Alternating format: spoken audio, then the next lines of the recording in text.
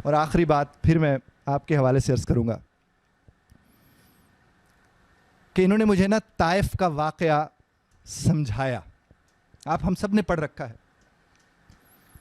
میں جب ظاہر ٹریننگ کرا کے آتا تھا اتنے لوگوں کو تو میں کہتا تھا کہ لوگ سنتے نہیں ہیں, تو یہ مجھے فرماتے تھے کہ سنانا ٹھیک کرو, کیونکہ جس کو سنانا نہیں آتا وہ سنا رہا ہوتا ہے, اس لیے اس کی کوئی سن نہیں رہا ہوتا.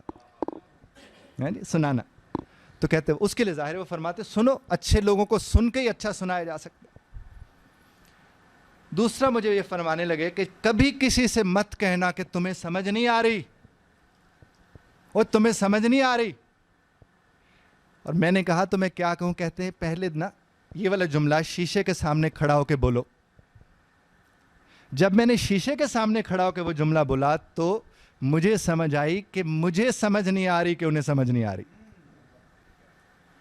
اور ایک استاد کو جب اس بات کی سمجھ آ جاتی ہے تو وہ ذمہ داری سے ذمہ دار کا سفر طے کر لیتا ہے.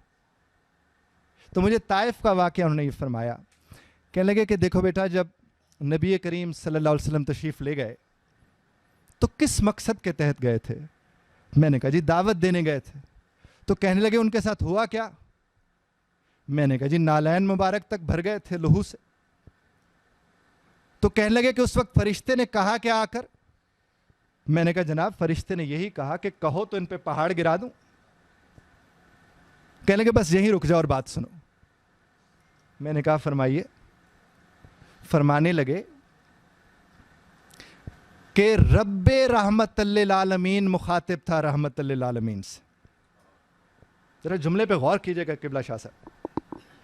رب رحمت للعالمین مخاطب تھا رحمت للعالمین سے, اور فرما کہہ رہے ہیں کہو تو ان پہ پہاڑ گرا دوں. میں دہرا دوں جملہ, میں جملہ دہرائے دیتا ہوں. رب رحمت للعالمین مخاطب ہے رحمت للعالمین سے, اور جملہ کیا ہے؟ کہو تو ان پہ پہاڑ گرا دوں.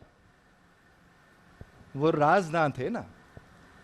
تو آگے سے کیا فرمایا آپ نے؟ فرمایا یہ نہیں جانتے میں کون ہوں,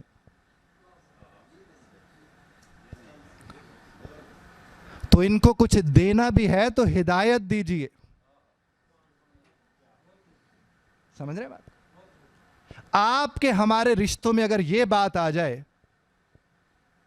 کہ ہم دعوت دیں ایموشنل ہوئے بغیر اور ہدایت کو رب کے ساتھ جوڑنے, شکوے باقی بھی نہیں رہیں گے.